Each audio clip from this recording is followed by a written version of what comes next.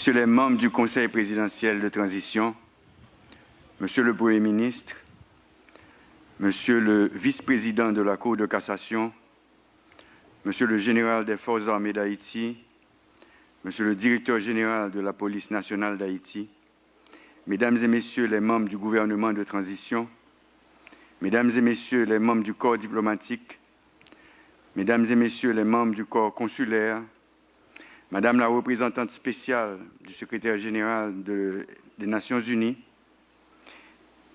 Messieurs et Dames les grands commis de l'État, Mesdames et Messieurs les membres de la presse écrite et parlée, Mesdames et Messieurs les distingués invités, chers compatriotes, haïtiennes et haïtiens de toute origine, membres de la diaspora, leaders communautaires, ouvriers, artisans, agriculteurs et jeunes bâtisseurs de demain, peuple haïtien. Le 1er janvier 1804, Jean-Jacques Dessalines, accompagné d'autres généraux de l'armée indigène, a proclamé l'indépendance d'Haïti aux Gonaïves, établissant ainsi la deuxième révolution dans les Amériques. Pour nous donner cette indépendance, Dessalines, Christophe, Pétion, Capois et les autres héros et héroïnes se sont unis pour combattre l'armée française. Nous nous sentons fort réjouis de pouvoir célébrer en ce jour solennel ce 221e anniversaire de notre indépendance. C'est l'occasion pour nous d'exprimer toute notre fierté de peuple pour cette liberté acquise par nos ancêtres qui ont su briser les chaînes de l'esclavage en déclarant avec courage notre pays indépendant, libre et souverain. C'est l'occasion pour nous d'honorer les sacrifices consentis par nos ancêtres pour fonder une nation sur les principes de liberté, d'égalité et de fraternité. C'est avec un engagement renouvelé et une profonde humilité que je m'adresse aujourd'hui aux Haïtiennes et aux Haïtiens du monde entier. Nous venons de franchir cette étape de notre histoire qui, malgré nous, est loin d'être réjouissante. L'indépendance proclamée en 1804 par les esclaves révoltés de Saint-Domingue devait avoir eu des répercussions inimaginables dans un monde dont la croissance économique reposait sur la traite des Noirs et le mode de production esclavagiste. Il fallait consolider cet acte répréhensible aux yeux des colons et des marchands d'esclaves et de leurs dirigeants. En faisant d'Haïti une terre d'asile pour tous les esclaves révoltés et pour tous les persécutés du monde, Jean-Jacques Dessalines et les pères et mères fondateurs avaient fait preuve de grande lucidité. Aujourd'hui, ce territoire que nos ancêtres nous ont légué au prix de longs combats connaît des crises interminables de plusieurs années. Et l'avenir de cette indépendance si chèrement acquise est sérieusement menacé. Mon adresse à la nation de ce jour est pourtant tournée vers l'avenir de notre jeunesse, l'avenir de nos enfants, principales victimes de la violence criminelle des gangs armés à Port-au-Prince et en d'autres points du pays. La nation haïtienne, dans son écrasante majorité, attend impatiemment la reconquête des quartiers et régions que des centaines de milliers de nos concitoyens ont dû fuir. J'interpelle ici la conscience de tous les membres du Conseil présidentiel de transition, du gouvernement et tous les grands commis de l'État qui ont pris l'engagement de mener à bon port cette transition. Nous ne sommes pas satisfaits et de ce fait, nous devons redoubler d'efforts et nous astreindre davantage à l'accomplissement des tâches qui nous incombent. Les échéances de 2025 doivent donc être respectées afin que nous poursuivions l'œuvre d'aménagement d'un espace de vie convenable et même agréable à notre progéniture. Le spectacle insupportable des descendants des héros et des héroïnes de l'indépendance, fuyant le sol légué par nos aïeux, est simplement insupportable. 2025 sera aussi l'année de la lutte ultime en vue de la création d'un climat propice à la récupération des territoires sous le contrôle ou la menace des gangs armés. Cependant, l'insécurité ne se confine pas à la criminalité.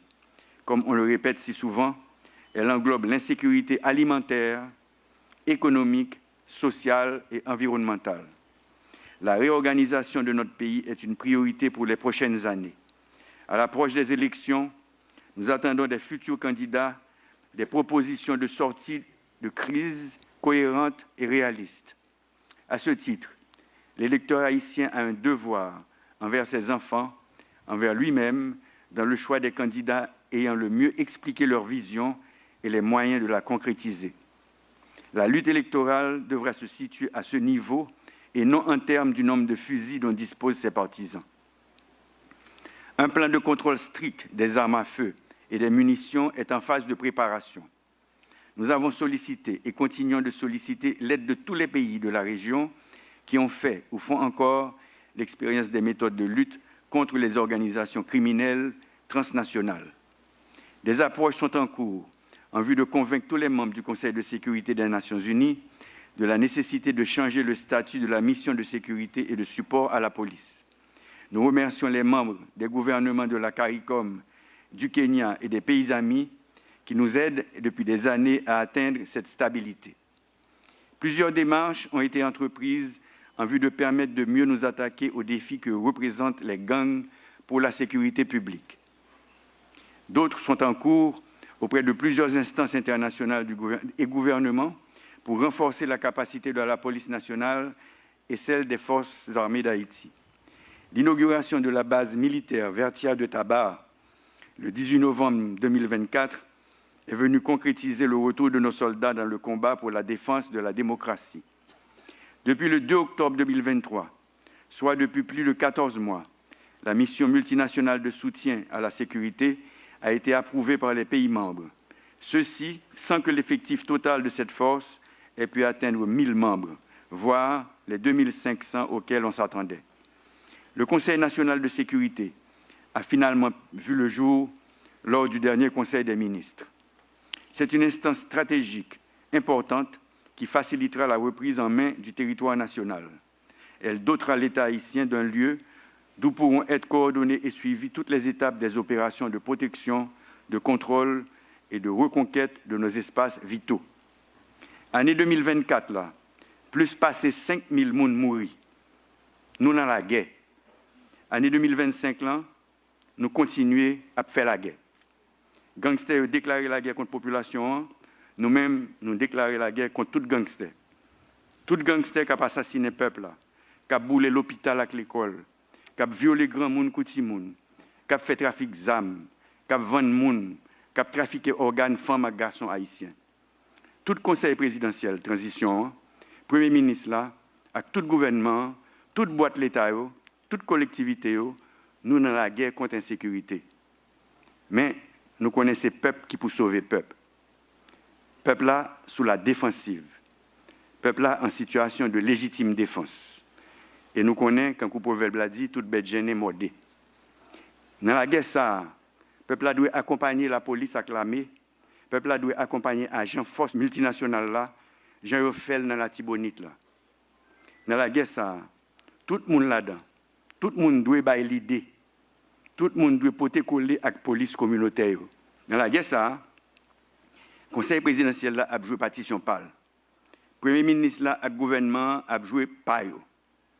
Ou même professionnels, artistes, businessmen, techniciens, timachan, revendeuses, paysans, paysannes, travailleurs en Haïti ou bien en diaspora, il faut qu'on joue partition pâle. Parce que nous toutes nous concernons. Dans la guerre, ça, nous avons demandé aux paysans minouyo pour aider à faire la guerre pour rétablir les droits de l'homme, pour empêcher les armes et munitions d'entrer dans le pays d'Haïti et pour continuer à aider nous à protection, manger et soins dans tout camp réfugié et rapatrié dans le pays. Le Conseil national de sécurité et CSPN a dirigé la guerre. L'objectif de la guerre, c'est de mettre la paix dans le pays, pacifier le pays pour aller à l'élection. Bon gens élection pour nous choisir candidats.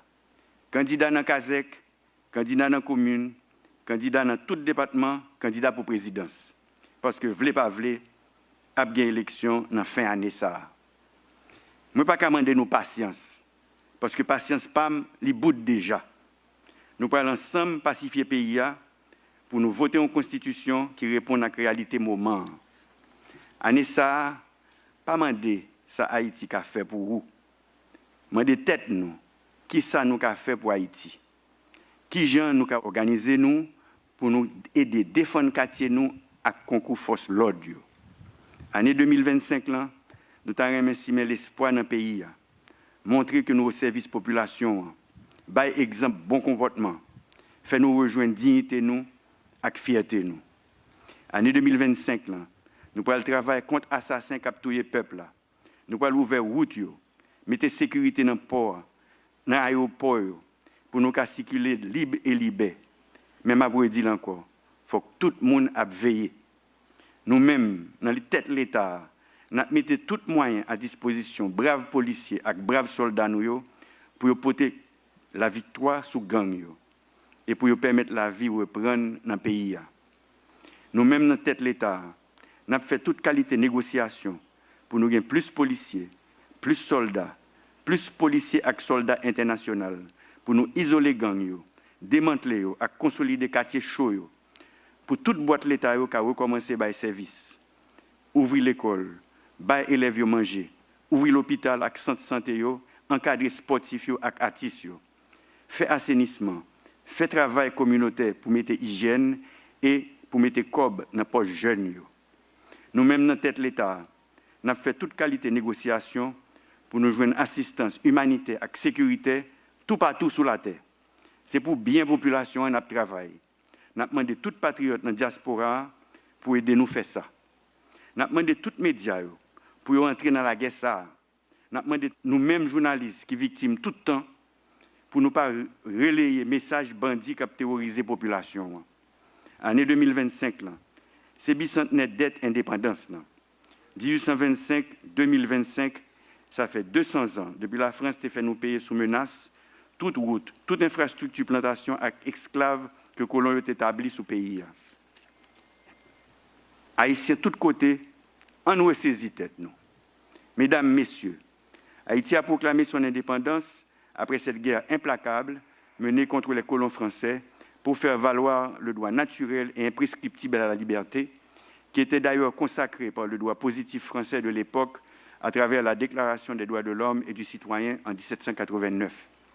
Cette déclaration stipule en son article 1er que les hommes naissent et demeurent libres et égaux en droit.